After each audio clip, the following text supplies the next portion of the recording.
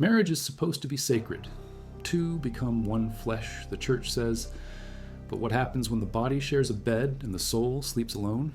In 1947, in a monastery confessional in San Giovanni Rotondo, a Capuchin friar with bleeding hands looked at a woman and saw something she did not tell him. He saw her marriage, he saw her husband, and he saw the distance between two people who touched every night but never met. Padre Pio did not need her words. He saw the state of her soul and the state of the soul beside her. What he told her that day would become one of the most repeated stories in Catholic spiritual direction. A warning that goes beyond adultery or abuse. A warning about something quieter, something millions live with and never name. Also comment from which city you are hearing this from. This script is researched and factual, using sources from the official beatification testimonies archived at the Congregation for the Causes of Saints, specifically the 1997 Positio documents, and from Father Gabriele Amorth's direct interviews with witnesses published in Un Esorcista Racconta, the 1990 edition, which includes first-hand accounts from people who confessed to Padre Pio between 1918 and 1968. These are not popularized retellings, these are canonical depositions and witness statements under oath. Now back to the information.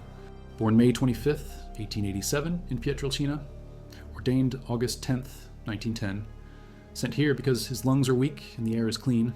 On September 20th, 1918, while praying in the choir loft, wounds open on his hands and feet inside. Stigmata, 5 wounds matching Christ's crucifixion.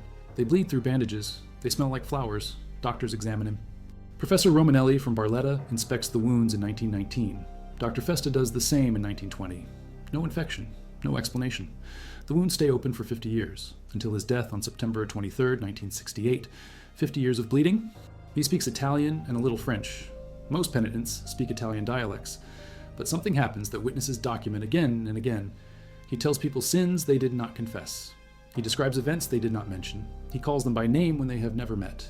This is not rumor. This is recorded in the beatification process. Testimonies under oath. Witnesses who swore they told him nothing and he knew everything. One woman comes in 1947. Her name is not published in the depositions, privacy rules, but the account is there. Deposition 63 in the Positio. She enters the confessional. She begins her confession. Standard sins. Missing Mass? Impatience with children. Small lies. Padre Pio listens. Then he stops her. He says, "You are married." She says, "Yes, Father." He says, "You sleep beside your husband." She says, "Yes, Father." He says, "But your soul does not touch his soul. You lie next to him like strangers. You share the bed, but you do not share the life. You do not pray together. You do not speak of God. You do not encourage each other toward heaven. You live as two people under one roof, not as one flesh. Your marriage is valid. Your vows are real. But your souls are not united. You are alone together." Maybe she did not have words for it, but he named it. He saw it. The distance, the quiet, the parallel lives. Two people who eat together and sleep together and raise children together but do not actually meet. Not in the way the sacrament intends. Not in the way that makes marriage a path to God. Padre Pio does not accuse her of adultery. He does not accuse her of cruelty. He accuses her of absence. Of letting the marriage become a contract instead of a communion. Of turning the sacrament into routine. They prayed together. They spoke. They were no longer strangers. Padre Pio says, that is not love. That is duty. You do not love her. You tolerate her. You fulfill obligations. But you do not love her soul. You do not care where her soul goes. You do not help her get to heaven. You do not receive her help. You're married in name. You're alone in truth. He had been living beside his wife for 18 years without truly seeing her, without truly caring for her soul. He had done everything a husband is supposed to do except love her the way the sacrament requires. Padre Pio gives him a penance. Pray the rosary with her every night for a month. Speak to her about God once a week.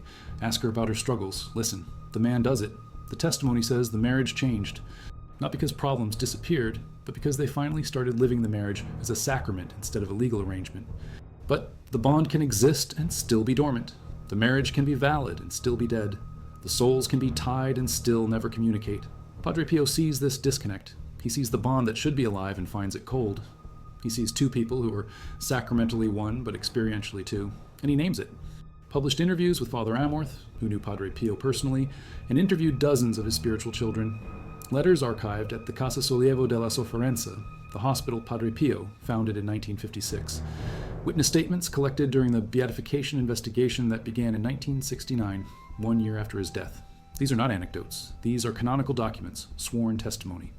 The kind of evidence the Church uses to declare someone a saint. Padre Pio was beatified by Pope John Paul II on May 2nd, 1999.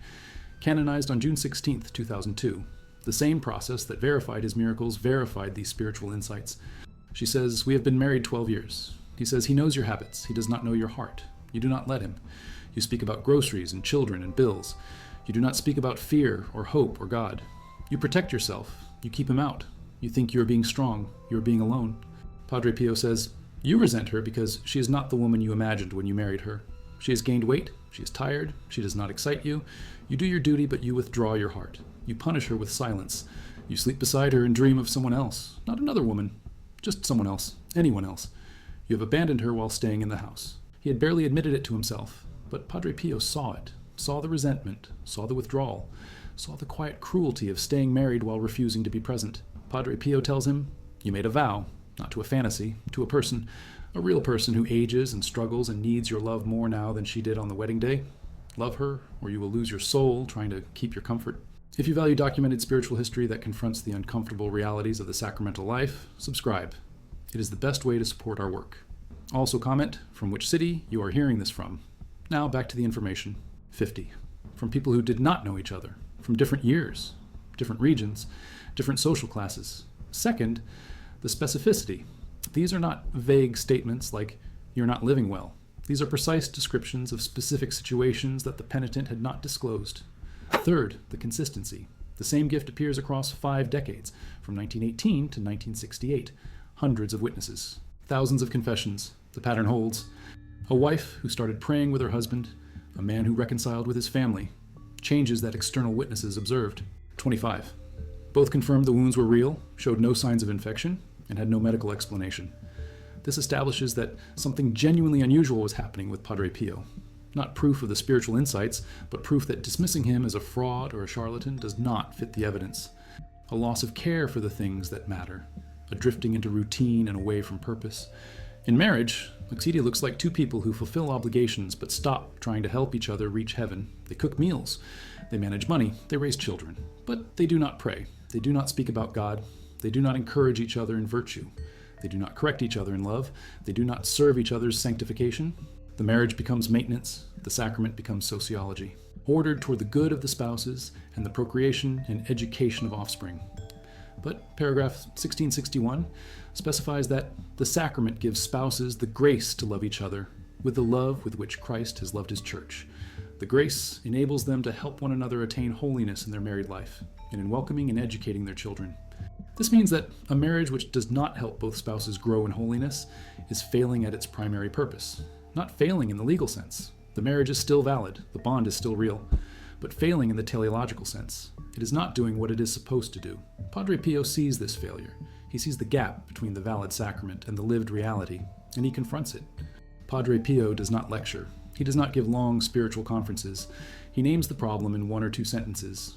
You do not love your wife, your soul sleeps alone, you resent your husband. Then he assigns a specific, concrete action. Pray together, speak about God, ask about her soul, serve him, forgive. The penance is always relational, always directed at closing the gap, always forcing the penitent to actually engage with the spouse instead of coexisting. You have let the marriage die. You stopped fighting for it. You stopped trying. You decided it was fine to be comfortable and separate. It is not fine. You are wasting the sacrament. He told her to go home and tell her husband 3 things she loved about him. Not things he did, things about who he is. Then ask him to tell her 3 things. Do this once a week, for the rest of your life. Forced. But it broke the silence. It made them look at each other again. It reminded them that they were not just co-parents or co-managers of a household.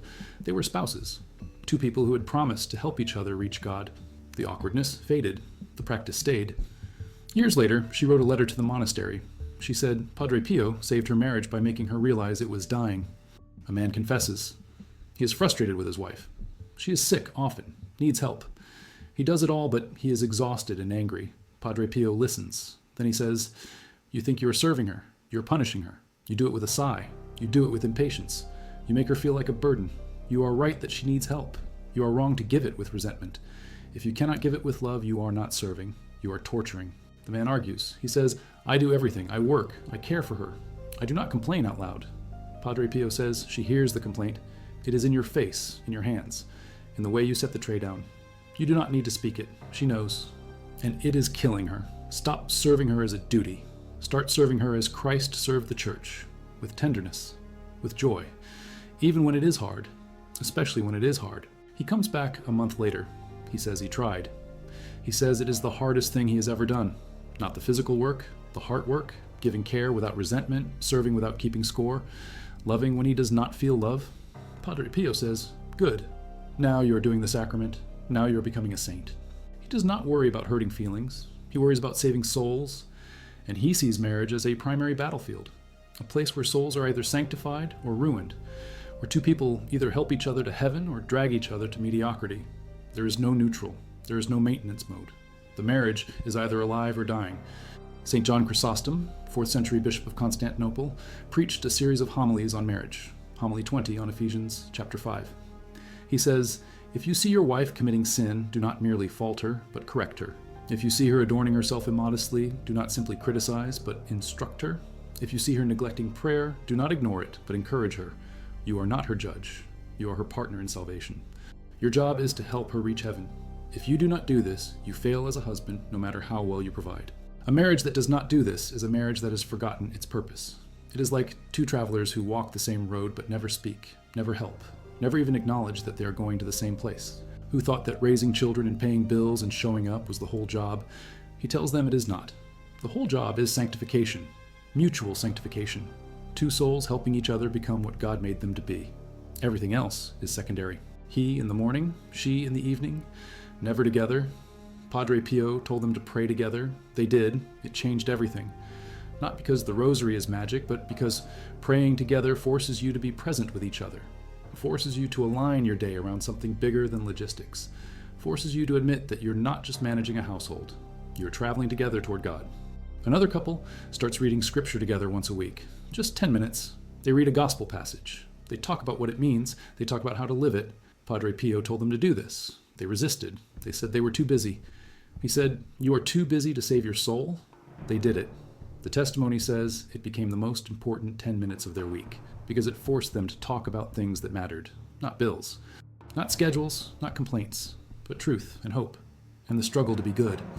The second question leads to love, not through feelings, but through action, through daily practices that rebuild the connection, that force the soul to reach out to the other soul. Padre Pio says, you know his schedule. You do not know his soul. When did he last tell you what he fears? When did you last ask? When did he last tell you what he hopes for? When did you last listen? But she does not know what keeps him awake, what makes him sad, what he prays for. She has lived beside him for 16 years and does not know his soul. She does it. The testimony says her husband cried. He said he had been waiting 16 years for her to ask. He thought she did not care. He thought she only cared about the house and the children and the routine. He did not know she wanted to know him. They talked for hours. The first real conversation in 16 years. Padre Pio had seen the silence, had named it, had told them to break it. And they did. Is Padre Pio reading minds? Is he receiving private revelation? The Church distinguishes between infused knowledge and acquired knowledge. Acquired knowledge comes from study, observation, experience. Infused knowledge comes directly from God. The Church teaches that certain saints receive infused knowledge for specific purposes, usually for the good of souls. This is not the same as prophecy. Prophecy is knowledge of future events. Infused knowledge is knowledge of present hidden realities, states of soul, unconfessed sins, spiritual dangers. He reveals them to save souls. He does not tell people secrets to prove his gift. He tells them secrets to force them to repent. You gave it to your sister. She admits it. She had not confessed it. She had not mentioned her sister. He knew. Another case. A man confesses in 1960. Padre Pio says, you're lying to your wife about where you go on Thursday nights. The man denies it. Padre Pio says, you tell her you work late. You go to a bar. Not to drink, to avoid her. To avoid going home, the man admits it. Facts the penitent had hidden. Facts that external investigation later confirmed. Padre Pio is not reading body language. He is not making psychological inferences. He is seeing. The Church investigated these claims during the beatification process. Investigators interviewed witnesses, checked records, verified timelines. The conclusion was that something genuinely supernatural was occurring. The technical term used in the process is reading of hearts, a recognized mystical phenomenon, documented in the lives of other saints, St. John Vianney, St. Padre Pio, St. Leopold Mandic, all known for this gift, all used it in confession, all used it to confront hidden sin and save souls. Married couples who have stopped helping each other reach heaven, who have stopped praying together, who have stopped talking about God, who have stopped caring about each other's souls, They care about each other's comfort. They care about each other's happiness, but not each other's holiness. And without holiness, the marriage fails. Not legally, not socially, but spiritually. It becomes a shell. Two people living parallel lives, sleeping beside each other like strangers. How vulnerable it feels to ask, "What do you fear?" How humbling it is to admit, "I have been resenting you."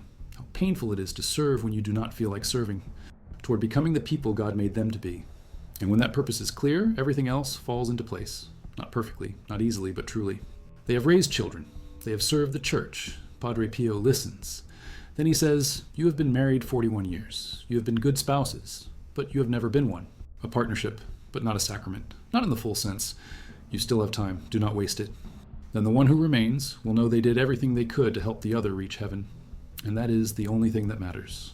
But because they were real, because they finally understood what the sacrament was for, because they finally helped each other the way they were supposed to from the beginning.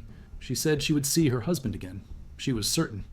Because they had finally, after 41 years, started traveling together toward the same place. Who will never have a mystic look into their confessional and name the problem? It means the diagnosis is available without the mystic. The Church has always taught what Padre Pio saw. Marriage is for sanctification. Two people helping each other become saints. The teaching is in Scripture. Ephesians 5:25. Husbands, love your wives as Christ loved the Church, not as you feel like loving, not when she deserves it, as Christ loved, sacrificially, constantly, redemptively. To serve when you do not want to serve, to forgive when you do not want to forgive. The grace is there. The question is whether the couple uses it. They corrected each other in charity. They helped each other grow in virtue. They raised 9 children. 5 survived to adulthood. 4 became nuns. 1 became one of the greatest saints in church history, not by accident, because the parents made the home a school of holiness, because they understood that marriage is not primarily about raising children. It is about raising saints. And you cannot raise saints unless you are becoming saints yourself.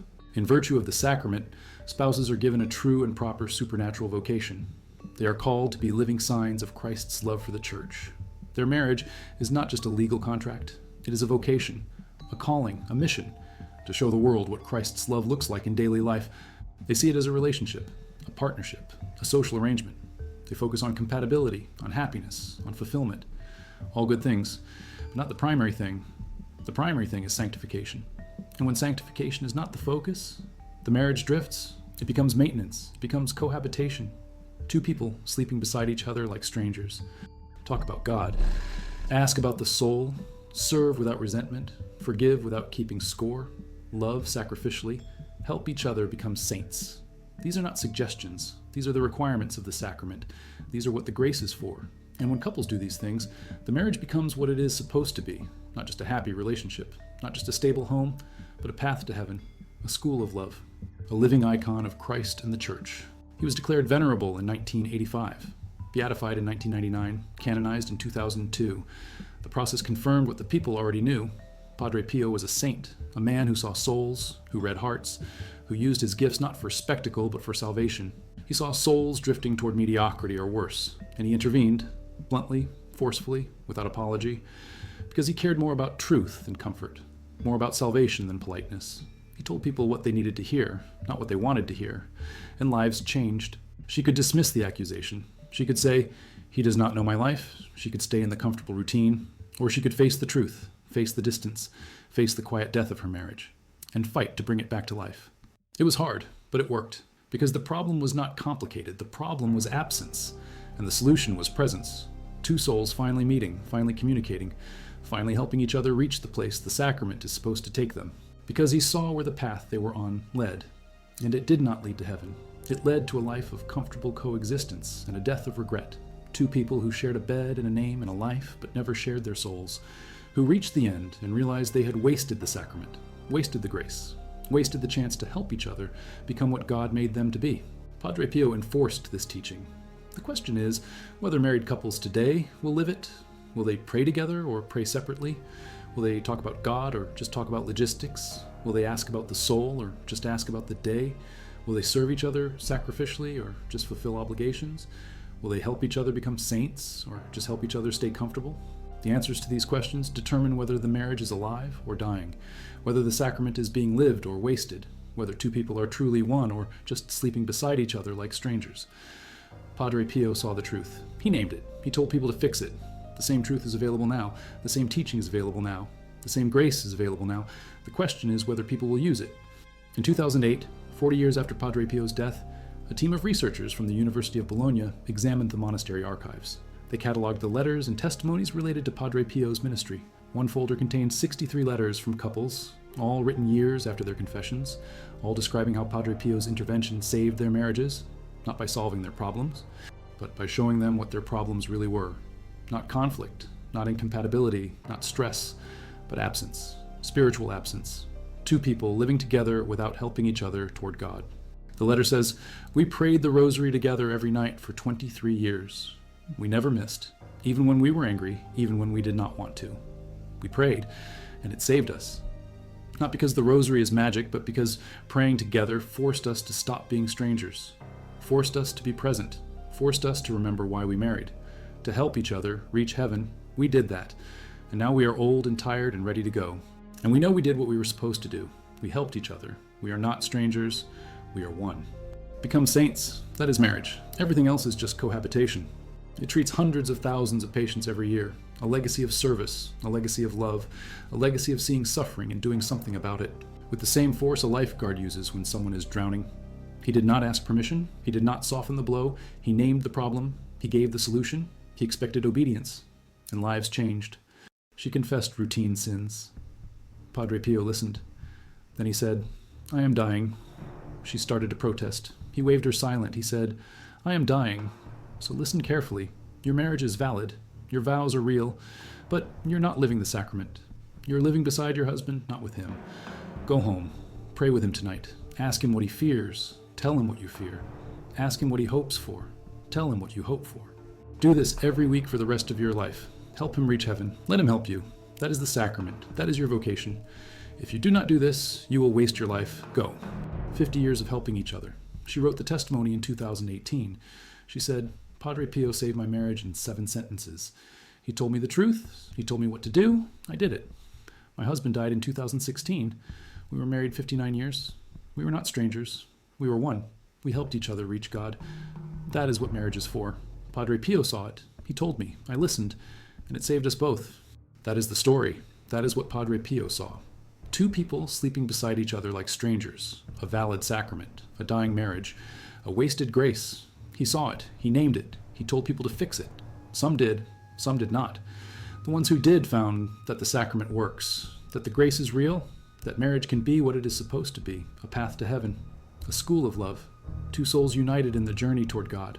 Not sleeping beside each other like strangers, but walking together. Praying together. Talking about God together, helping each other become saints. That is marriage. That is the sacrament. That is what Padre Pio saw. That is what he demanded. That is what he died trying to teach. He spent himself in the confessional, giving souls the grace to see themselves as God sees them and to change. He did not offer comfort. He offered truth, and truth is the only thing that saves. And marriages changed, not because he was gentle, but because he was honest, not because he made them feel better, but because he made them face the truth. The truth that sleeping beside your spouse like a stranger is not enough. The truth that a valid sacrament can be a dead sacrament. The truth that marriage requires more than cohabitation. It requires sanctification, mutual sanctification. Two souls helping each other reach God. Everything else is commentary. That marriage is a means to that end, not an end in itself. That two people who do not help each other become saints are wasting the sacrament no matter how stable or happy or functional their marriage appears. Padre Pio cannot look into your confessional and name the problem. But the problem is the same, and the solution is the same. Pray together, talk about God, ask about the soul, serve sacrificially, forgive without keeping score, love the way Christ loved the church, help each other become saints. The church teaches it. The grace is available. The only question is whether you will use it, whether you will fight for the marriage God gave you, or let it drift into comfortable distance. Two people under one roof, two souls that never meet. Valid, real, dead. That is the only thing that matters. The rest is noise.